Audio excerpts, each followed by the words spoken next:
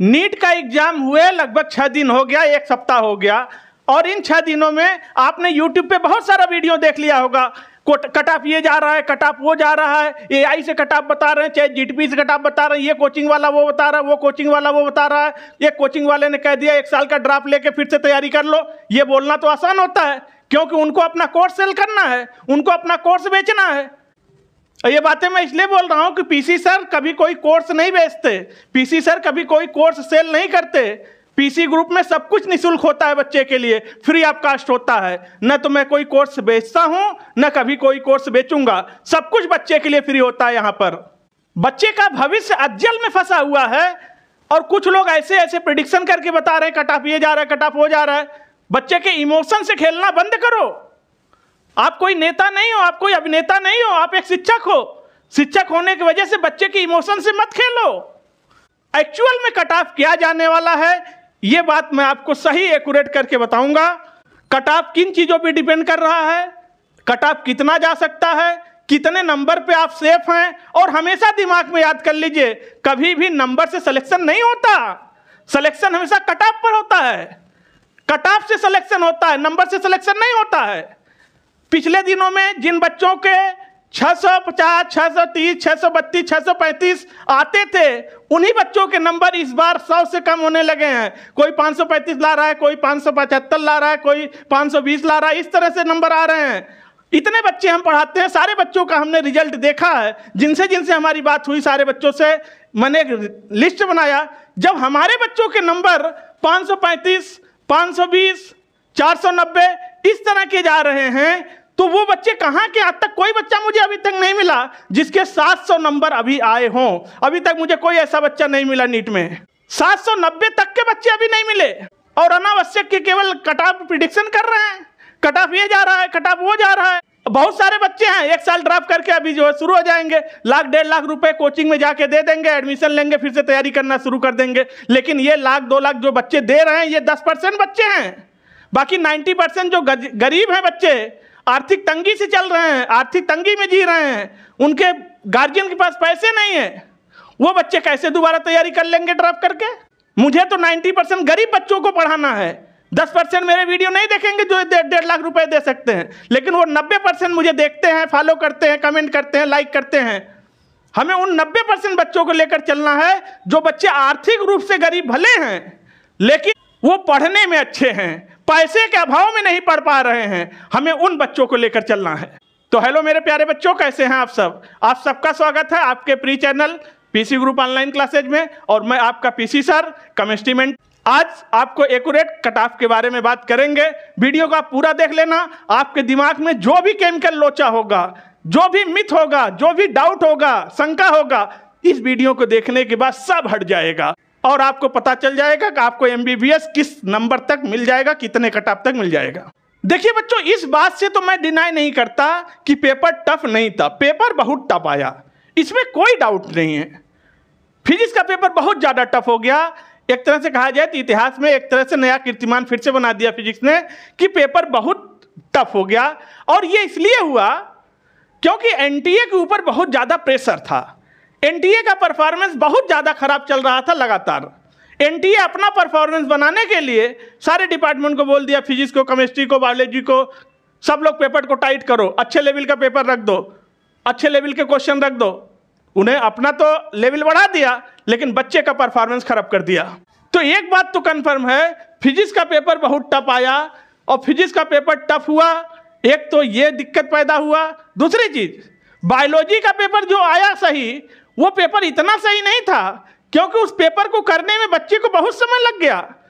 जिस बायोलॉजी के क्वेश्चन को बच्चा 40 मिनट में कर देता है, हार्डली 45 मिनट में कर देता है, उसी पेपर को करने में बच्चे को 1 घंटा, सवा घंटे लग गया। यानी बायोलॉजी का पेपर बहुत लेंदी था, और बायोलॉजी का पेपर लेंदी था, इसका भी कट ऑफ पे इफेक्ट जाएगा। फिजिक्स का पेपर टफ था, इसका भी इफेक्ट कट ऑफ पर जाएगा। और रही बात केमिस्ट्री की, चूंकि मैं केमिस्ट्री खुद पढ़ाता हूं, और केमिस्ट्री पढ़ाने की वजह से एक बात मैं ये कह सकता हूं, केमिस्ट्री का पेपर करने लायक था, लेकिन केमिस्ट्री का पेपर आसान नहीं था। केमिस्ट्री का पेपर भी टफ नहीं था तो आसान भी नहीं था। केमिस्ट्री का पेपर भी एक मॉडरेट लेवल में आ गया। यानी फिजिक्स टफ, बायोलॉजी लेंदी, केमिस्ट्री मॉडरेट हो गई, जिसका सब इफेक्ट बच्चे के ऊपर आ गया, सारा तनाव बच्चे के ऊपर चला गया, सब कुछ बच्चे के दिमाग पर बर्डन बढ़ गया। और अब आपको बता दें, एक प्रभाव और पड़ेगा कट ऑफ पर कि इस साल 3 लाख फॉर्म कम पड़े हुए हैं, इसका भी प्रभाव कट ऑफ पे पड़ने जा रहा है। तो इतना ज़्यादा कट ऑफ प्रभावित होने जा रहा है कि लगभग 100 से ज़्यादा कट ऑफ गिर जाएगा। यानी जिन बच्चों के नंबर, हमारे ही बच्चों की बात कर लें, हम अपने बच्चों की बात कर रहे हैं, जिन बच्चों के नंबर 635, 640, 645, 700, 715 तक आते थे, वो बच्चे अब खोजे नहीं मिल रहे हैं, गायब हो गए। अब बच्चों के नंबर सीधा 500 पर आ गए, 520, 515 पर आ गए, लगभग 100 नंबर सबके डिक्रीज हो गए हैं। और कई लोग जैसे ही बच्चा एग्जाम दे के बाहर निकला तब से कट ऑफ का प्रिडिक्शन करने लग जाते हैं, कट ऑफ के लिए वीडियो बना देते हैं। अब होता क्या है उनके साथ, न तो डाटाबेस उनके पास है, कोई डाटा नहीं है, बच्चे से बात नहीं हुई, कितना क्वेश्चन किया, कितने क्वेश्चन छोड़ दिया, इसका कोई डाटाबेस नहीं है, और एक कट ऑफ का प्रिडिक्शन दे देते हैं। एक तो बच्चा तनाव में, दूसरा और तनाव में आ जाता है। मैं आपको बता दूं, जो कट ऑफ इस बार जाने वाली है और कैटेगरी वाइज कट ऑफ क्या होगी ये भी मैं आपको बताऊंगा। कट ऑफ बहुत ज़्यादा गिरने वाली है, ये बात हकीकत मान लीजिए।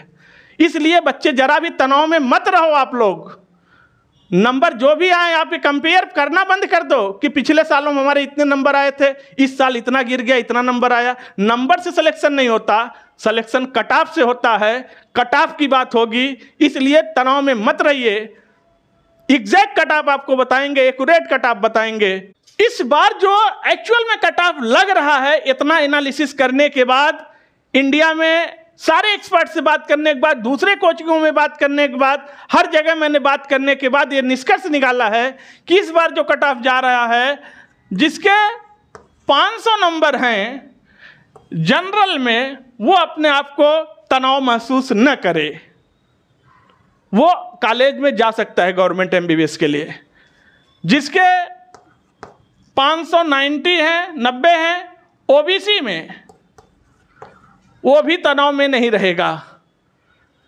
जिसके नंबर 580 हैं ईडब्ल्यूएस में, उसे भी बहुत हेडेक लेने की आवश्यकता नहीं है। जिनके नंबर 380 हैं एससी में, वो भी सिक्योर है। जिनके नंबर 360 हैं एसटी में, वो बच्चे भी परेशान ना हो।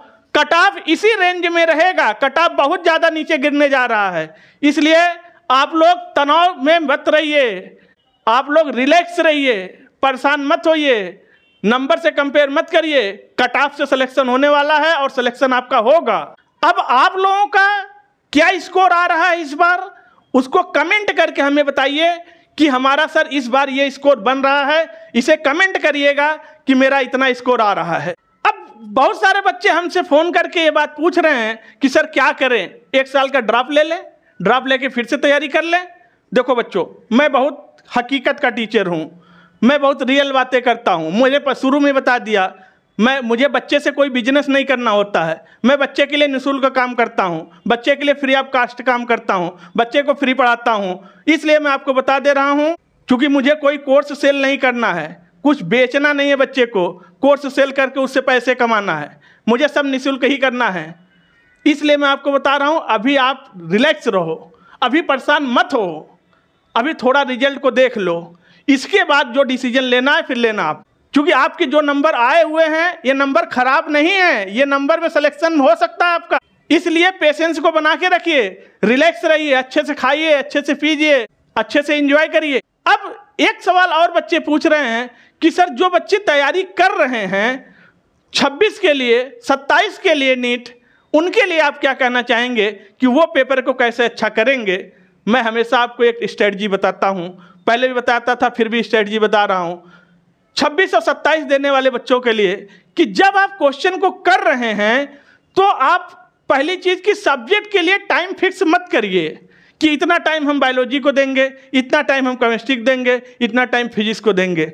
ऐसा मत करिए, आप सेलेक्टिव कराइए, आप सेलेक्टिव बनिए और सेलेक्ट हो जाइए। सेलेक्टिविटी पे काम करिए, सेलेक्टिविटी बहुत ज़रूरी चीज़ है। जब आप फर्स्ट टाइम में क्वेश्चन को अटेम्प्ट कर रहे हैं तो कोई हो, फिजिक्स हो, केमिस्ट्री हो, बायोलॉजी हो, आप देखिए कि एक बार देखा क्वेश्चन को मार दिया, देखा क्वेश्चन को मार दिया, सही।